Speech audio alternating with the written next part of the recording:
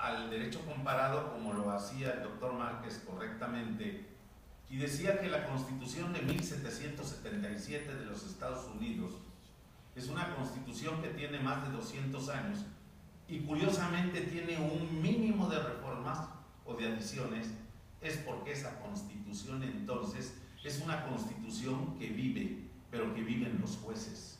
Los jueces son la voz de la Constitución, los jueces dicen lo que la Constitución dijo o lo que la Constitución dice, y lo dicen en cada una de las resoluciones que van resolviendo, y por ello en los Estados Unidos los precedentes se constituyen como una de las manifestaciones prudentes para el ejercicio, curiosamente, de la jurisprudencia.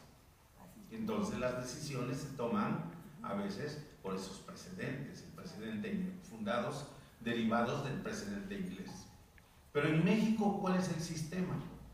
En México el sistema es que, de acuerdo al artículo 103, son los tribunales de la Federación los que deben de interpretar si la Constitución o qué es lo que la Constitución dice. Y a veces en esas interpretaciones deben de ser clarificadas específicamente con otra norma que amerite una reforma. Y nosotros lo acabamos de ver a propósito, por ejemplo, de esa figura ominosa del derecho procesal que constituye el arraigo de una persona.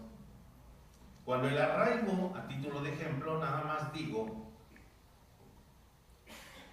se declara inconstitucional por la Corte recientemente, 1996, entonces, para evitar esto, en la reforma del 98, que propone un nuevo sistema de justicia penal, curiosamente constitucionalizan el arraigo, para que ya no sea motivo de interpretación, está dentro de la Constitución. Sin embargo, ahí están las palabras del compañero Toño, que un juez de San Luis Potosí se atrevió a ponderar la figura del arraigo con los tratados internacionales. Y como los tratados internacionales lo proscriben, entonces el arraigo, pues se lo declaró inconvencional. No obstante, otra nueva sesión de la Suprema Corte, que desde luego yo considero que también existe una perniciosa influencia de otros poderes, fundamentalmente del poder ejecutivo, pues sustentó que si es verdad que los tratados internacionales constituyen una fuente de derechos humanos a nivel internacional, pero se encuentran limitadas a que se encuentren de acuerdo a la Constitución, que no sean contrarios. Y por lo tanto, los tratados que establecían el jus cogen de lo que se denomina el arraigo, pues no pudieron ser validados en México, y el arraigo sigue siendo una figura ominosa a nivel internacional en el derecho procesal, y que lamentablemente allí está constitucionalizado. Entonces, en ese sentido, tiene razón el compañero Toño cuando sustenta que los jueces son los que deben decir lo que realmente dice la Constitución, para evitar precisamente interpretaciones que fueran contrarias a la misma Constitución o a los tratados internacionales. Concluyo nada más a propósito de lo que me preguntaba mi maestro Daniel Rodríguez Rincón respecto de los tratados, de la inviolabilidad de la Constitución. Nada más que aquí sí le pido a mi compañero y alumno además, Cristian Estrada, que por favor. Artículo 136 constitucional, y lo cito: esta Constitución no perderá su fuerza y vigor, aun cuando por alguna rebelión se interrumpa su observancia. En caso de que por cualquier trastorno público se establezca un gobierno contrario a los principios que ella sanciona, tan luego como el pueblo recobre su libertad, se restablecerá su observancia, y con arreglo a ella y a las leyes que en su virtud se hubieran expedido, serán juzgados. Así, los que hubieran figurado en el gobierno emanado de la rebelión, como los que hubieran cooperado a esta. Fin de la cita. Esta disposición normativa de la Constitución obviamente es una fórmula, es un candado para que la Constitución no pueda sustituirse por otra. Pero eso no significa que la Constitución no se pueda reformar armónicamente. El problema de las reformas constitucionales han sido que son lamentablemente tergiversadas en la práctica, son mal aplicadas, son desconocidas. Hace falta entonces que una sociedad llegue a esos extremos que decía Cristian, de cultura a través de la educación. Y obviamente que dejen a los juristas, ¿sí?, las críticas que se le pueden hacer, como en los Estados Unidos, a través de los alegatos antes de que se resuelva un asunto por parte de la Corte Suprema. En Estados Unidos es un país federal en el que las inconstitucionalidades que decreta la Corte, si son atinentes a un Estado, quedan y entran en vigor para todos los ciudadanos al día siguiente. Por eso los precedentes tienen un valor muy importante en el derecho norteamericano. ¿A qué aspiramos? No podemos nosotros simple y sencillamente cambiar la Constitución, porque diría yo en una frase a lo mejor muy agresiva, está prohibido.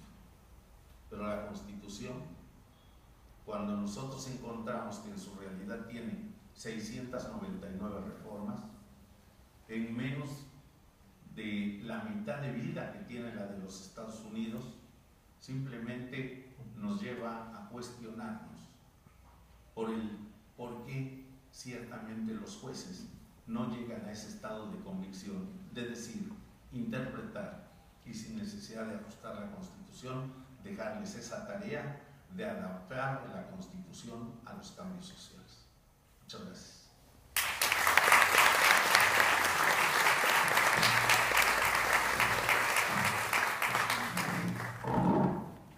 Seguramente lo que hace falta es despolitizar los criterios para reformar la Constitución. En un país en donde todo lo determina el Poder Ejecutivo, que a veces, como en los recientes casos, no son los más acertados, corremos el riesgo de la irresponsabilidad y del agravio en la justicia social. Todos los días corremos ese riesgo porque nuestros legisladores escasamente ilustrados, la gran mayoría de ellos, llegan a los congresos con el respaldo ciudadano sin saber cuál es la responsabilidad y el quehacer, pero sobre todo la gran tarea de dar seguridad, bienestar y una dirección de país. Estoy de acuerdo que corresponda al Poder Judicial, que es el más calificado para hacer estas observaciones y estas revisiones. Pero para eso tenemos que dar un gran paso en definir con gran precisión las responsabilidades de cada poder público y que no nada más esté en el texto constitucional que uno del otro y del otro son independientes y autónomos. Que se acabe la sumisión, que se acabe esas atribuciones que el Poder Ejecutivo en los últimos años, en muchos últimos años, ha asumido de designar magistrados, jueces y autoridades. Hace falta una verdadera autonomía del Poder Judicial para que podamos aspirar a lo que aquí se ha planteado. Pero eso no nada más es responsabilidad del Estado, es responsabilidad ciudadana, es tarea de nosotros. Tenemos que volver a recuperar la participación política que la hemos perdido desde hace una gran jornada. Tal pareciera que 1968 vino a mutilar y a inhibir la capacidad de expresión ciudadana, la capacidad de participación decisiva y de confrontación, si fuera necesario, para resolver los grandes problemas nacionales. Nos asustaron generacionalmente las balas y la violencia. Nos asustaron las represiones políticas. Ya es hora de que esta generación, la generación de nuestros jóvenes que hoy día tienen la gran oportunidad de estar informados en el mundo entero y de estar interactuando, sean también quienes interactúen en ideas, en propuestas y en exigencias políticas y ciudadanas. Tenemos que aprender a ser ciudadanos, tenemos que aprender a exigir lo que consideramos que es lo que el pueblo de México demanda. Y ya basta de estar confiando en una cantidad de personajes que nos han defraudado histórica, económica y políticamente. El día de hoy se comunica que hay una marcha atrás en cuanto al aumento de la gasolina el próximo sábado. Y todos, sin duda alguna, lo estamos sufriendo, lo estamos viviendo. Pero la pregunta es, intelectualmente, con propuestas significativas, jurídicas y bien sustentadas, ¿qué estamos haciendo? ¿Cuándo hemos llamado a cuentas a nuestros diputados del distrito que vengan y nos den cuenta de su actuar en el Congreso Nacional aprobando leyes? Que vengan y nos den las razones y nos convenzan a nosotros, los electores de los distritos, hayamos votado por ellos o no, que nos den una explicación real de cuál es su proceder. ¿Por qué toman esas decisiones sin mediar la opinión de sus representados? Se tergiversan los intereses políticos, se tergiversan los intereses de la ciudadanía y por lo tanto se agravian los derechos sociales y las garantías del pueblo mexicano. La Constitución General de 1917, convencido estoy, sigue siendo el órgano rector vigente que nos ha dado libertad, que nos ha dado la oportunidad de vivir en un país con derechos sociales, con garantías que con mucho esfuerzo se siguen debatiendo en los planos nacionales e internacionales, pero que nos ha dado congruencia política e ideológica. Y eso es lo que tenemos que festejar. Llegar a casa y reunir a nuestros hijos, hablar de la Constitución, explicarles cuáles son los derechos, cuáles son las obligaciones y los grandes compromisos que como personas, como habitantes de un país, tenemos en relación a esa nación. Creo que esa es la gran tarea educativa, que como aquí se dijo, empieza en casa, pero que la corrupción, como gran lacerante que hemos tenido en los últimos años, va desde el empleado más humilde de la administración pública y el mejor representante es el presidente de la República. Tenemos que cambiar eso. Tenemos que hacer un esfuerzo por cambiar la actitud de nosotros, los ciudadanos, para en cadena cambiar las actitudes y la situación de nuestro país. Tenemos que luchar porque las garantías sociales y los derechos que se consagraron hace 100 años no nada más se mantengan en ese tenor, evolucionen y evolucionen para estar mejor. Muchas gracias.